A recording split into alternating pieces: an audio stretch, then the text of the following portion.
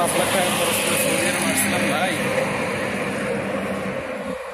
5 লাখ টাকা যদি দেশে ইনভেস্ট করতাম তাহলে অনেক কিছুই করা যেত। এখানে আসছি 5 লাখ টাকা তুলতে আমার মনে করেন যে 1.5 বছর লেগে যাবে। যেখানে 5 লাখ টাকা আমি দেশে ইনভেস্ট করলে প্রতি মাসে মাসে মনে করেন যে প্রফিট আসতো। আর সেখানে আমি 5 লাখ টাকা খরচ করে সৌদি আরব আসছি। 5 লাখ টাকা মানে আমার যে ক্যাশ টাকা, সেই ক্যাশ টাকা তুলতেই আমার 1.5 বছরের মতো লেগে যাবে। কি বুঝলাম, কি শুনলাম, সৌদি আরব চলে আসলাম। সৌদি আরব এসে বসে আছি, কি একটা অবস্থা। আমার মতো কেউ ভুল করেন না, সৌদি আরব আসেন না, গেলে ভালো কোনো কান্ট্রিতে যান,